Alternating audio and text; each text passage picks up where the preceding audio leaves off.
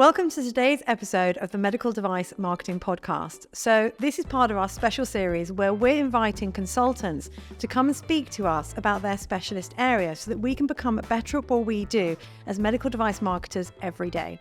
So today I'm joined by Amanda Hayhurst again from Gloucester Road Communications. Welcome, Amanda. Thank you. Happy New Year, Claudia. Happy New Year. So first, a little bit about Gloucester Road Communications. So Gloucester Road Communications is a PR agency that specialises in medical device. So they help companies to gain recognition and build credibility through media coverage. Now, recently, and something we're going to talk about today, Gloucester Road Communications, and particularly Amanda, got 1.2 billion views across 67 pieces of coverage. And we're going to find out all about that today. Amanda, please introduce yourself a little bit and tell our listeners a little bit about yourself. Thank you, Claudia. So I am Amanda Hayhurst. I'm an ex-journalist.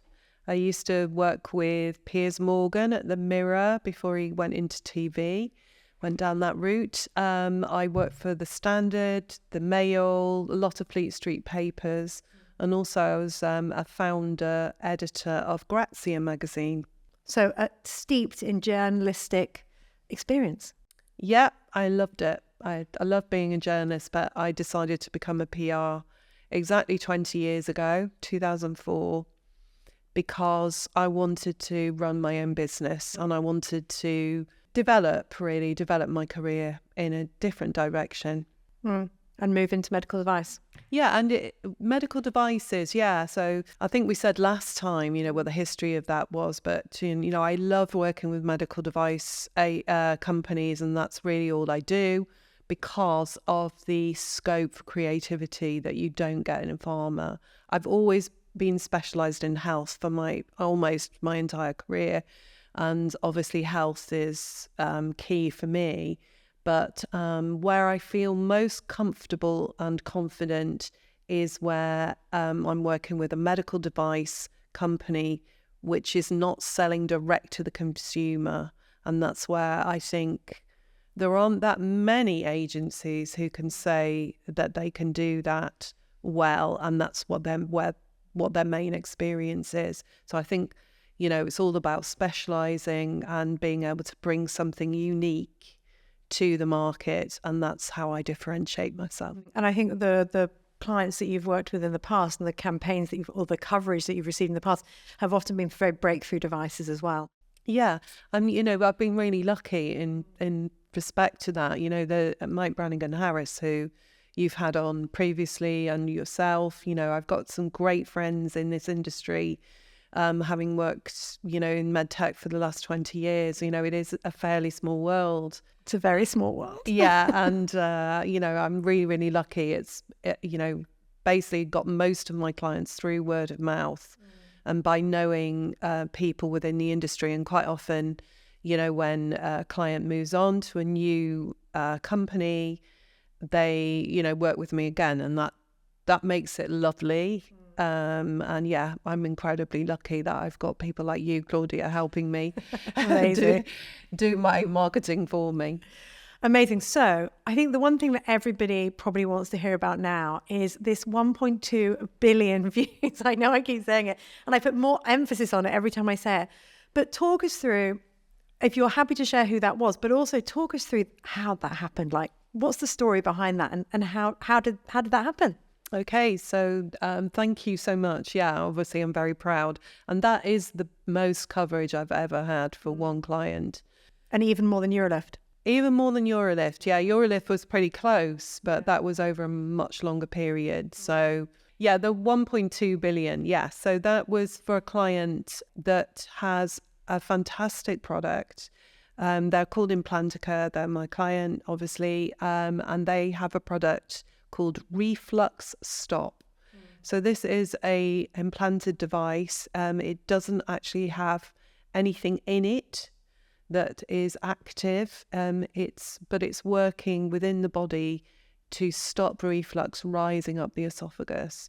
We don't need to explain why that happens, but it basically stays in for life, and it's about the size of a ping pong ball. So it's small, and it's made of medical grade silicone. So in itself, you'd think, okay, how did you get that sort of coverage at a time when the Euros were on and we're in the middle of general election campaign? Yeah. So this coverage, just to clarify, this coverage was over an 18-month period, wasn't it? It was, but the main part of it came in one story, which was last June. So that was the timing of it. So we're in the middle of campaigning. So if we take it right back to the start, like what did the beginning of the campaign look like? So if people are listening and thinking, you know, does this apply to me? How can I do this? How can I even start the process? Like, how did this campaign even start? And how did you build, like, what did those pieces of coverage look like? Because 67 different pieces of coverage, like I couldn't think of all them. Like how did that work, you know, practically? To start with, as is quite common, I think, in this industry. You know, we started off with the Mail. In this instance, the Mail on Sunday, which is obviously, you know, the Mail is a wonderful resource for healthcare PRs and obviously MedTech as well, because they have so much pagination dedicated to... What does pagination Sorry, so many pages, so many literally pages or digital pages devoted to health. So obviously people take the mick out of the Daily Mail and some of their health advice.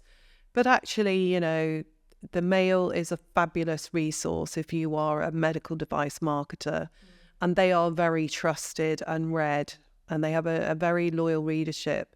So in terms of the Mail on Sunday, you know, that is one of the top selling newspapers in the United Kingdom. And the health editor there is a very dedicated guy. He's a very serious guy who is looking for stories. So obviously that's a really good place to start with any new product. So yeah, I started traditionally with a big piece in the Mail on Sunday, which was all about the device. At that point, we only had really one doctor who was treating patients in the private sector.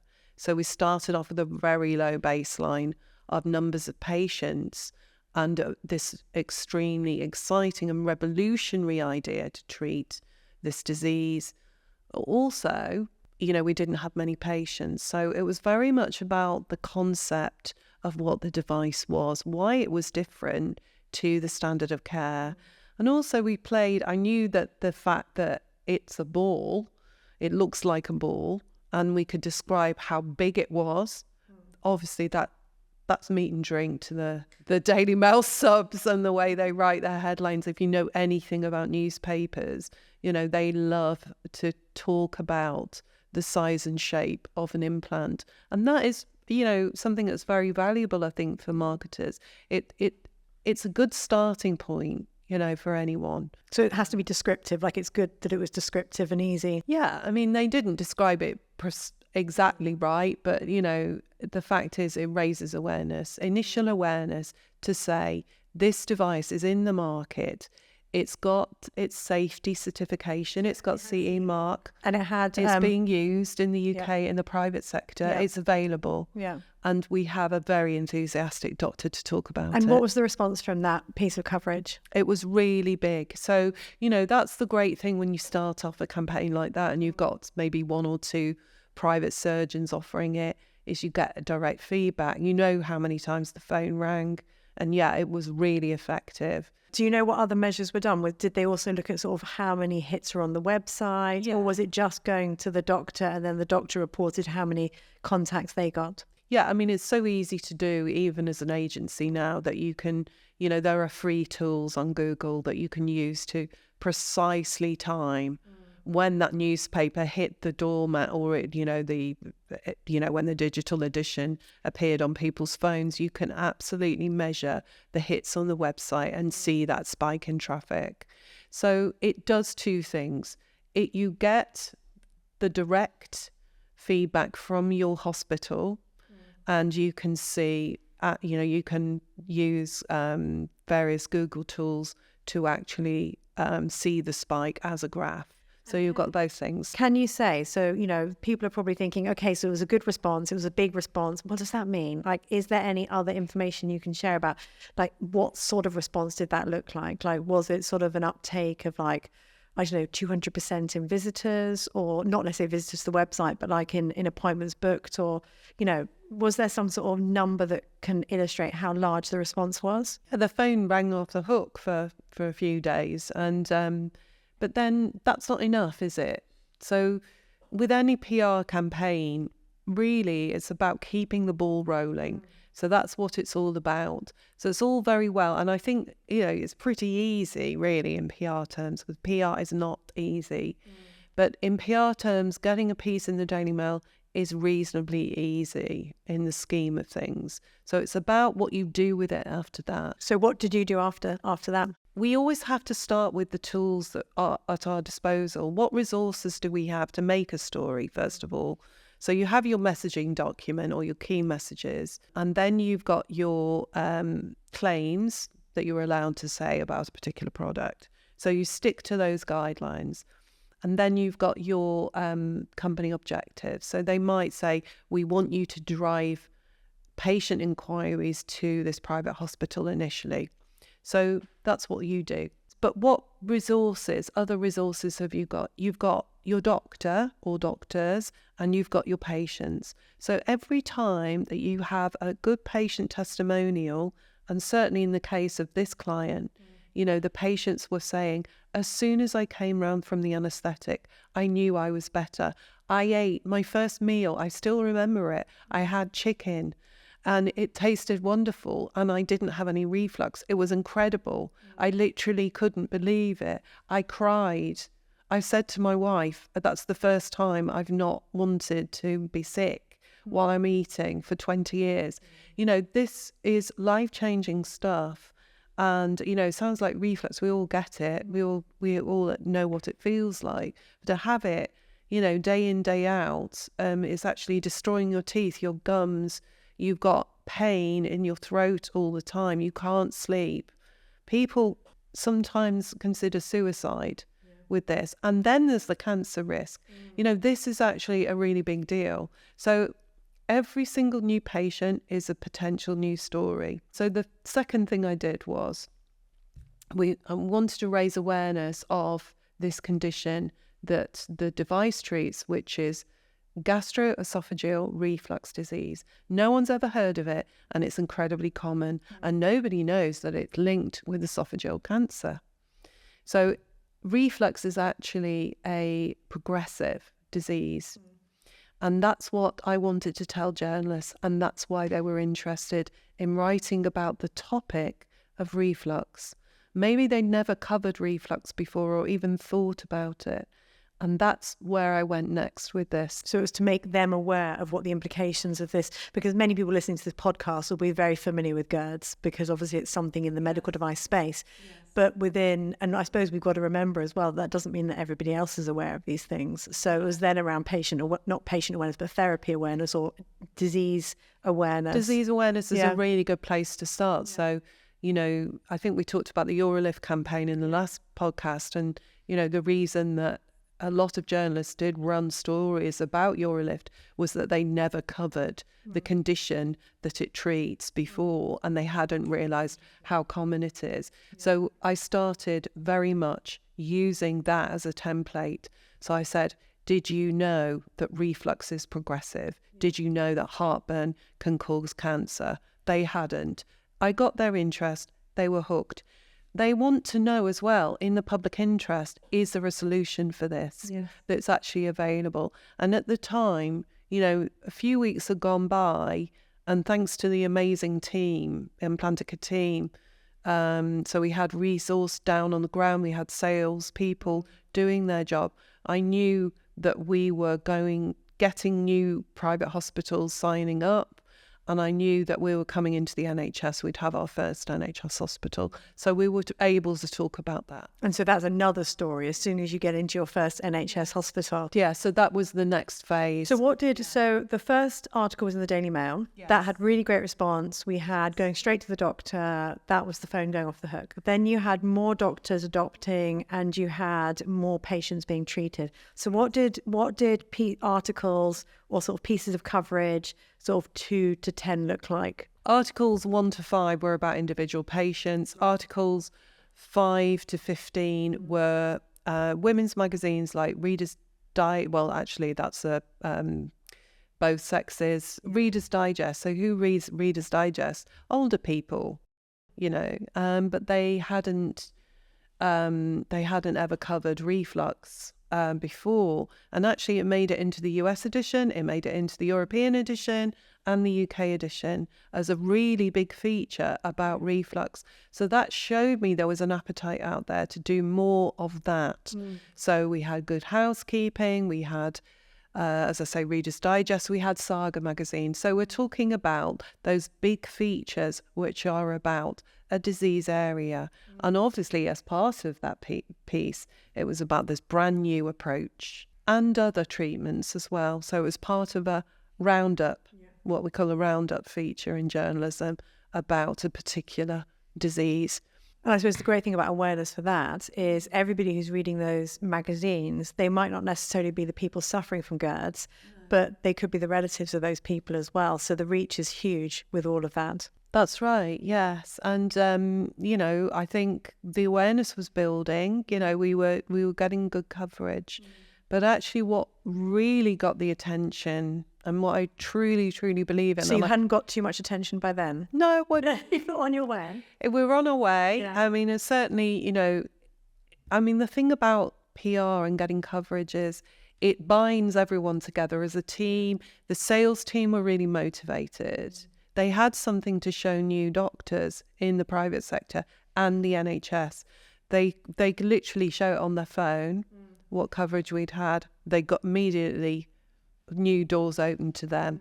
What happened is that the sales team started talking to me about what was going on. Because when we spoke before, that was the really interesting bit I found, because you said you were very close to the sales team, especially in the early stages. And so you were always speaking to them. And actually the great value of that, which made total sense when you said it to me, was that they would just talk to you. Is this a story? Is that a story? Is this a story? And you'd be like, nope, yes. And actually you wouldn't have got that opportunity had you have not been so ingrained in the sales team and actually speaking to them on a regular basis. You wouldn't have maybe found some of those stories that made up the 67. No, that's right. That's absolutely right. It's all about having those relationships, and that makes me feel good, because I really feel like everyone's really working creatively. And, my whole career has been on teams. Journalism is about a team. If you think about it, you're always in the office. You're always working with your colleagues and talking about your stories. And you might do a bit of individual work, but it's all about producing something at the end of it. So I can't help feeling that, good PR is a team effort. It all comes from everybody. Yeah, absolutely. And I think, with Implantica was slightly different to Urolift. I obviously used Urolift as a template because the client said to me, we love what you did for Urolift. Can you do the same for us? Yeah. So I think most people probably loved what you did for Urolift. It was pretty big. Thank you. So then going back to, we're on a sort of Article 15 now. So how long did it take? Out of the 18 months, how long did it take to get to Article 15? My first day was in September. I think we had the mail on Sunday in January. So it took a few weeks to get everything, all the ducks in the row. So it actually appeared in the January. Obviously, I was working on it before then. And I started to work on these long form pieces, actually almost straight away. But it takes a long time. These magazines have long lead times. So the monthlies like Saga and Reader's Digest, they start commissioning maybe 6 months before it's going to appear. So actually you need to get your cracking quite early on to get that coverage rolling in.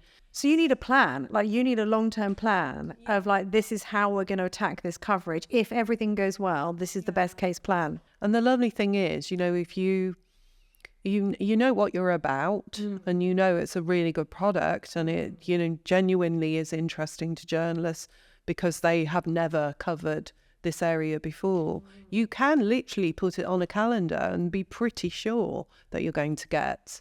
Unfortunately, Reader's Digest has closed. It's not getting, it's not getting easier, let's put it that way. But, Saga's still going strong. There are Good Housekeeping still going strong. There are opportunities out there. It's just knowing who they are as well. Knowing who they are and what they're interested in and how to speak to them speak to them on the phone, and then you can actually persuade them. Like that, for me, that's the way to pitch. So the first 15 pieces of coverage sounds like they're in maybe the first 6 months, 6 to 8 months. Yeah, maybe slightly less time than that. Started rolling in, around about then.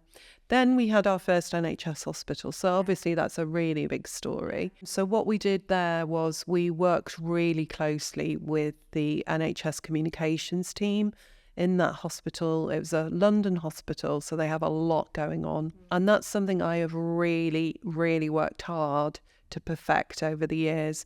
And I have to say my learning curve again was Eurolift, because we literally covered every region in the United Kingdom had a TV piece for Eurolift. I mean, there were very few areas, let's put it that way, that we didn't cover. So quickly to pull back to Eurolift, how many pieces of coverage did you get in total for Eurolift? I don't know, a lot. More than 67? Yes. Yeah. But that was 7 years. It was a lot of coverage. Yeah.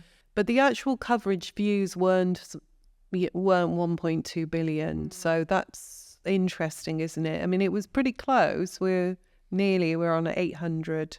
We were at 800. But also, to our conversation before, it's actually about what that delivers for you, isn't it? So it is not necessarily the vanity metric, it's the sanity metric, in the sense of actually what are you getting out of it. So, and Eurolift was hugely successful. Eurolift was hugely successful, but I obviously never satisfied with anything that I do. And I when I set out with this new client, I thought I can do better because I've learned a lot from that. So I have to say, 18 months, it's now actually 2 years since I've been working with this client. I think we're only at the beginning of what is possible for them. So going back to, we're getting into the summer of the first year, so almost a year that I've been working with them. We were working on our first NHS hospital and, there's a big run up to that because you have to get the trust of the communications team. Otherwise they're going to say, who the hell are you? Sorry, we have our own resource, and they always know better than you, by the way, and they're always more experienced, they think. And then they don't think that because obviously, you say what you've done before, they've maybe heard of that, and then you have to prove yourself. You have to prove that you have a seat at the table.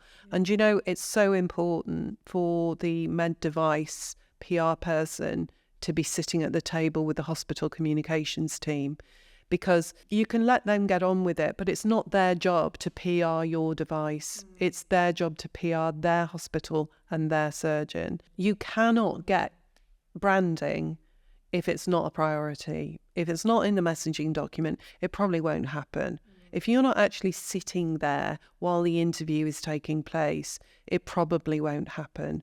You need to have your seat at the table and you need to be there at the filming. So what you're really saying is not all communication teams are the same, which makes sense when you say it, because everybody has different priorities. So you might see, oh no, they speak to journalists, they understand what they're doing, it's going to be fine. But actually their priorities are different to what the company's priorities are, which means you're not going to get the story that you necessarily want, which is why you need to be at the table. You need to be at the table, but you've got to earn your place at the table. And the way you can do that is by really knowing your stuff. So you need to know how to put a package together for TV that is going to be credible and that is usable. You need to know what elements the TV journalist is looking for. You know what my next question is going to be, isn't it? Yeah. Yeah. It's just out of interest, because I would know what are those elements? So what does that look like? Okay, so you absolutely need a patient. Okay. So if you have a medical device, obviously you want the patient who's already been treated, because you want to absolutely be sure that that patient's going to say, you know what, this has been life-changing. I'm better. It's incredible. I'm so grateful. Thank you so much. Everyone should have this, something really, really positive. So you need the patient. That is a total non-starter for TV unless you have a patient. Yeah. So you have the pre-treated patient. It's fabulous if you've got B-roll of the patient actually maybe going to a clinic appointment and talking about their symptoms before they were treated. If you've got B-roll of that patient actually being wheeled into surgery. And this is all your responsibility as the client to to get this footage to then give to the media outlet. Yes. This isn't then, because some people may think, and I probably would think as well, that actually you'd pitch the story and they'd say, yes, that's really interesting, we're going to send a camera team in. That's not how it works. No, they won't. They can't do that. Okay. So the most you're going to get is, even if you do persuade them that they absolutely need to cover this, the most you're going to get is half a day of filming. Okay. If you pitch the 6 o'clock news and you get Fergus Walsh, he'll spend the whole day doing it, and he's a total perfectionist. Okay. And he'll, want perfect camera angles, and he'll want to put, a camera in a test tube and have someone drop, he is. So then exacting. You will, but in general, you don't. In general, if you're talking about Sky News or a regional BBC, they've got half a day. So they cannot possibly film the B-roll of the patient going into surgery. You have to provide that, so you've got to plan ahead. So we're in late summer now of the first year. We know that this NHS hospital's coming on stream, so we start planning for the first patient. Maybe that first patient doesn't want to be consented, so you've got to start again. There's a lot of planning here. Yeah. And then, you might think, well, what if the journalist doesn't want it? So you've got to absolutely make sure you nail that pitch. Yeah. And in the case of Sky, I have to say it is really, really hard now today to get something on Sky News, for example, because, that particular department, they're covering everything. And that was where your next piece of coverage was. The next piece of coverage came on Sky News. Sky News, yeah. So, for that department, for that particular journalist, he's covering the environment, he's covering all science. So it could be a clinical trial one day, it could be a volcano tomorrow. Well, you told me a funny story about the phone call you had, so yes. Yeah, so I know this journalist. I've worked with him for almost 20 years, so he's going to take my calls. I've got his mobile, and I phoned him up and he said, I can't talk now, I'm covering a volcano. But you thought, interesting time for a pitch. Yeah, I maybe won't talk to you right now then. So when I did get him on the phone, he said, look, the bar's really high, for any medical device. It could be fabulous, but, I don't have a lot of time. It's the general election coming up, we've got a war in the Middle East, it's a nightmare. I don't really get much airtime these days. So what have you got for me? And he was like, it sounds good. And I said, but it's a Christmas story, isn't it? Everyone gets heartburn at Christmas. Yeah, it's true. And I said, so did you know that, 3 million people clicked on the NHS website last Christmas, on Christmas Day, with heartburn? And he said, no, I didn't. And he said, there you go. Bingo, you've got it. It's a Christmas story. And that's why he ran it. Yeah. So it's just finding that way in. And it's just, I don't know. It was luck, maybe. I don't know. But it actually sounds like that's also really good research, in the sense you understand that they're going to get really good coverage from it, because it's something that people really care about and it's in the public interest at that time of year. Yes, exactly. So, yeah. So what was the outcome of that piece of news? Well, definitely. I mean, what was happening at that particular London hospital, as I say, this is really early days for this particular device. So they were in the NHS, but as a trial, and they were treating a small number of patients who couldn't be treated surgically in any other way, and their medical therapy had stopped working. So they had no other choice. So these were hard to treat patients. And, obviously our press release reflected that. So it wasn't that they were looking for lots of patients to ring up. But, what's happened is, I think, it's true to say they had a lot of interest. And what we did was we strengthened our relationship with that surgeon, and we had a very valuable piece of collateral going forward. We've got this broadcast piece on Sky that garnered a lot of attention. And was it Sky News? It was Sky News. Sky News, yes. Yeah. Yeah, so that's national and international. Yeah. So you started Daily Mail, you then had all the magazines, you then got to Sky News, internationally. Yeah. What's next? Just breaking down the Sky thing as well. What you also get when you appear on our national broadcaster like Sky, is you get a lot of social media and you get their website. And that is also really valuable in terms of opportunities to see, in terms of actual hits, potential hits on your website. So we talked about the importance of branding. It's all about branding. It's all about getting the actual product name mentioned as part of the film piece and on the Sky website. So that's going to lead to more website hits for your product. So that's why we didn't just leave it to the hospital to do it. And perhaps they wouldn't have done it because it's not their priority. And perhaps they don't have that relationship with that journalist. And perhaps they wouldn't have thought of the Christmas angle. You know, you have to be there. You've got to really be move there. Forward. Yeah. And I think I really learned something. We learn something every day. I learned something from that. Yeah. So when I learned from our sales team that the next phase really was to go to our second London hospital, I had a template to show them. So whereas I might have had a bit of skepticism on, is this really a story? You know, we've got other stuff going on. You know, this isn't a big deal for us in the scheme of things. Actually, it got on Sky News. Okay. So the second NHS hospital outside of London, it's a regional but a major teaching hospital. So again, it's about getting the trust. I very much had pushback at the beginning as well. Oh, you don't really need to be there. We've got this. We know our journalists in our patch. And of course they do. They're brilliant at that. You know, they're an excellent communications team actually in this particular hospital. I got on really well with them. But I kind of pushed my way in because I knew very well if anyone stumbled over what is the mechanism of action, explaining to a journalist, I've got it there on a piece of paper. I am there.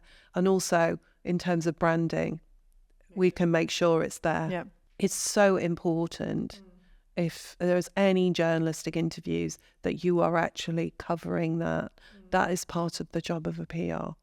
So actually what happened is that we partnered 100% with the second hospital. So where there'd been a little bit of skepticism, a little bit of pushback from the first one, the second one, because we'd had the template, we could show them and that we'd got coverage and interest from a very busy but prestigious journalist. You know, they knew, they believed from the beginning, so they put resource into it. And it really worked. It really worked.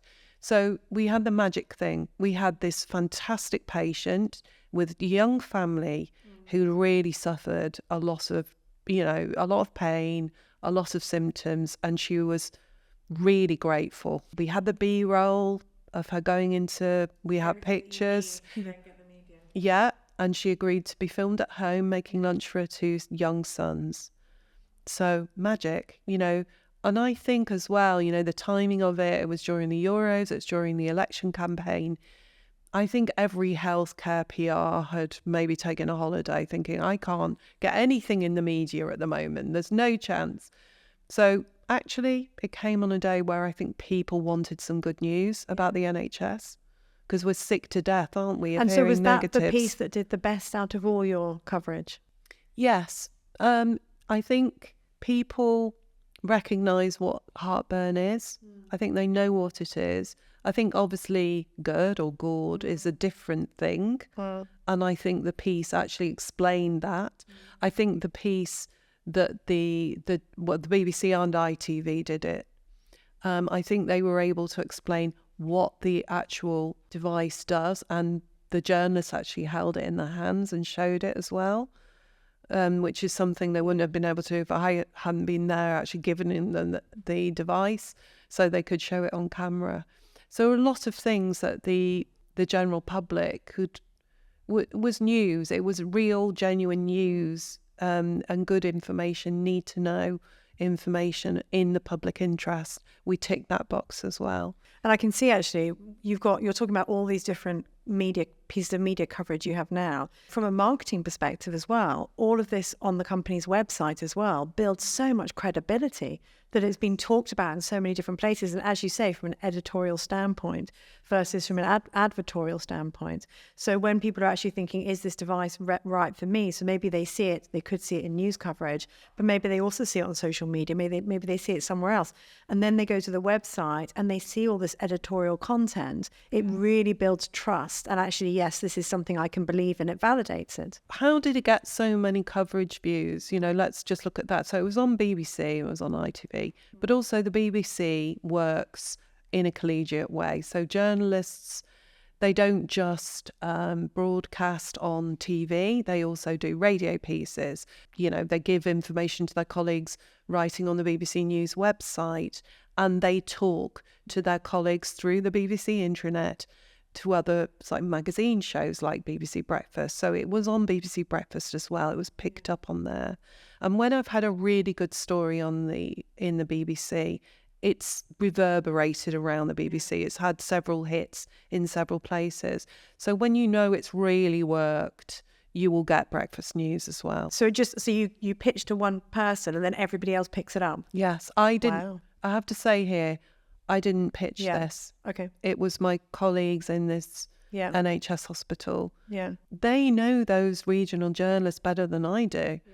So it was them who pitched it. And then working together, we found the magic formula. Yeah. And what really worked is, okay, it's the second NHS hospital. That doesn't sound very strong, but it was the first one using robotic surgery. And that was the magic piece that propelled it into the news. It was the robotic surgery. Yeah. So actually it was the second NHS hospital, but the first to use robotic techniques. And which is, of course, very topical as well at the moment. Yeah, journalists are, they like a first. They like a world first, but a first is pretty good, a UK first. They're a bit black and white like that. Yeah. So actually you just need to keep finding a new first. Yeah, you can't always do that, obviously. You can't just keep saying it's the first. You have to be honest. Yeah. It has to be truthful and honest. But I mean, as in an angle. If you can find an angle, yes, then that will help. Well, actually, it was the second, but we found something about it. There was first. Yeah. So that was brilliant. And that's why it was covered in every single local paper from Orkney to the Channel Islands. That's how it had so much coverage. It was the pickup from the traditional media. And we talked in the last podcast about, is journalism dying? Actually, so many of these local papers, websites like, not websites, digital media like Lad Bible, for example, they ran it. They picked it up from the BBC or ITV. So it went through everywhere. And it went all the way through Fleet Street. Obviously, we did specifically, when I say we, I mean me and the communications team at the hospital. They pitched the nationals, so the national papers that we think of as being Fleet Street. So they had the press release. But then all these locals, we didn't pitch the Orkney Gazette. You go to one and it then goes to all of them. Yeah, it's almost like a tsunami. You get an interesting story and it gets major pickup. Almost the term, it goes viral. Yeah. More of a digital term. I don't know. I don't think there's a precise definition of viral, but I think that could far be and wide. Yeah. Yeah, I think you could say that was pretty viral. Yeah. I have had a story like that before. For actually the same person who got me involved with Implantica. I worked for him before, so I've talked about how small the med device industry is. So this particular individual had worked for a Switzerland-based company, and we did that before. So I think maybe he's just my lucky guy. Every time I work for him, the story goes viral. Amazing. So we've spoken about sort of the first year of this campaign. Is there anything else? It sounds like we've covered an awful lot in what we've spoken about now. Is there anything else new that has helped you then get the extra 67 pieces of coverage? Because what number would you have said it was at when you got to the second hospital? The second NHS hospital. I think we were probably on about 20. Okay. So what did 20 to 67 look like? That may be a bit of a broad range, but sort of how did that continue to grow? Right. Well, there's obviously different types of media. So again, go back to basics. Look at what the business objectives are. So if the objective is to raise capital, to get more investors, you've got these wonderful, we have exceptional MedTech journalists. What about them? They need to know what you're doing. If you're we're hugely expanding that particular device within the UK, but that's only part of the picture. What about the rest of Europe? And we should be talking to investors about that. So that's part of the picture as well. That's part of the 67. We absolutely need to look at every audience. What about GPs as well? GPs need to know about this as you get greater... Every stakeholder. You get greater NHS adoption. You need your GPs to be aware of it and talking to patients about it. So at each stage, there's a new audience. So, when we're looking at marketing, it's all about understanding every point of your customer's journey and making sure that the right information is provided at each stage.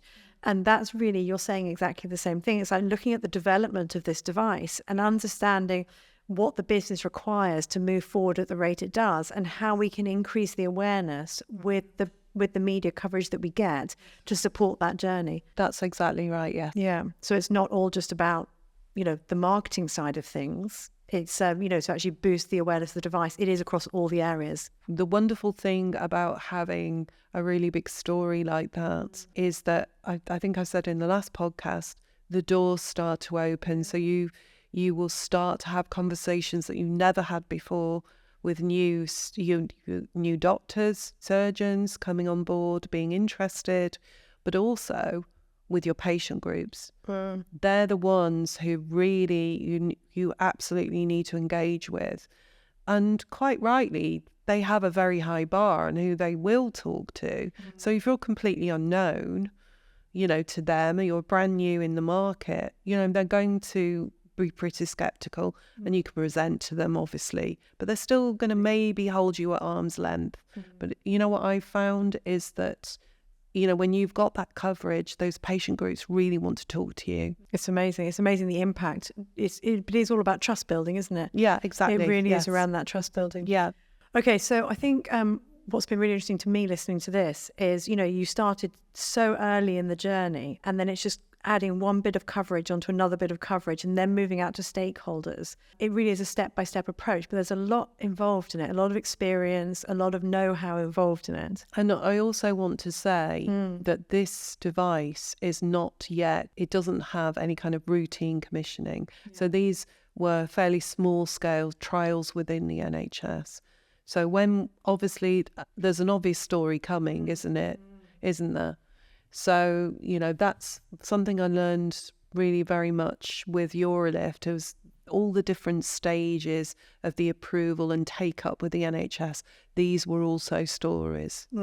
So really building a PR campaign from scratch, if people are listening now and thinking, how do we get started? It is actually just to get in contact as soon as possible, really engage your PR company, whoever that may be. They obviously get in contact with you, but if they have their own PR company, to speak to them as early as possible to actually have this strategy mapped out, because you have the lead times coming up, so that you know exactly what it looks like moving forward. But there's really no time too early to start the discussions. As I say, there are some caveats to that. So number one, you do need to have one doctor using your device, I would say. Otherwise, where do you start, really?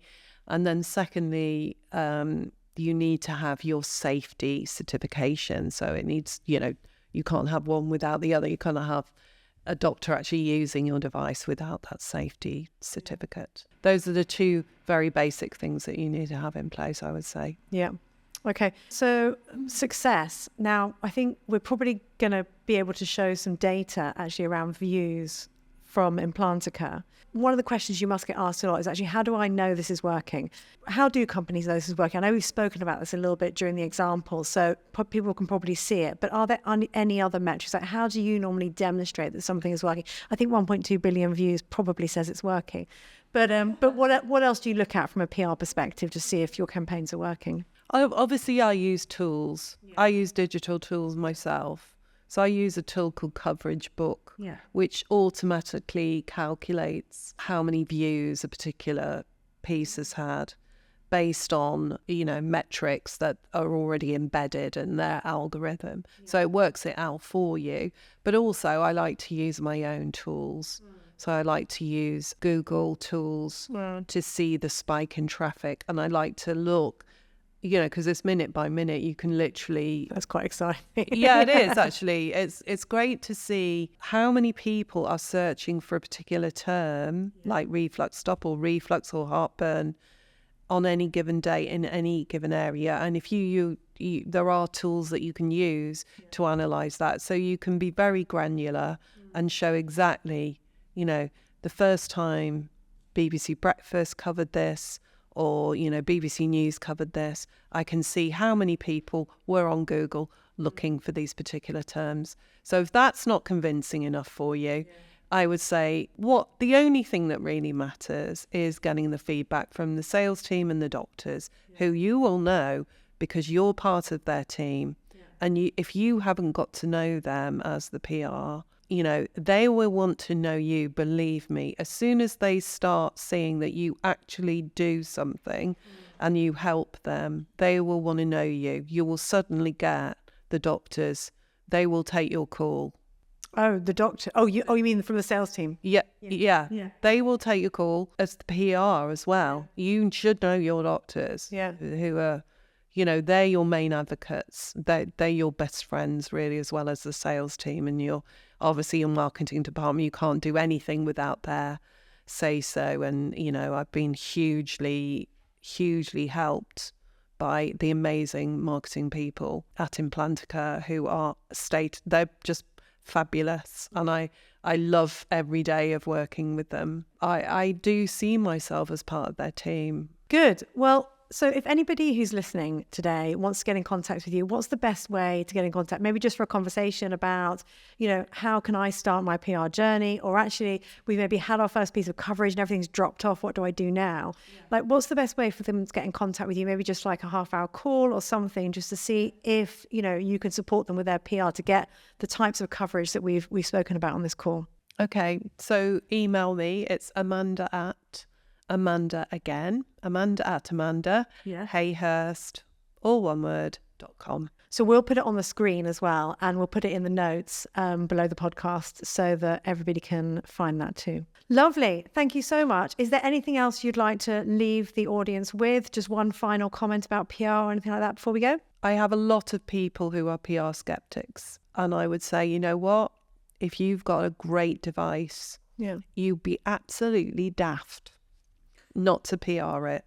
You really are, because everybody's thinking like that. And journalism, it is hard what I do, but I think I've proved, this 1.2 billion is in the last few months. It is the best result I've ever had. I think we've certainly seen as a marketing agency that PR has a huge value as a channel in a multi-channel campaign and can get really excellent coverage if you have the right story and things like that. So it's definitely, a great tool to have in everybody's arsenal. Lovely. Thank you so much for joining me today. Thank you, Claudia. Great to see you. You too. Well, thank you for listening to today's episode of the Medical Device Marketing Podcast. I hope you learned a little bit about how to structure a PR campaign and what it can do for you and your device to increase coverage and credibility. Join us for the next Medical Device Marketing Podcast.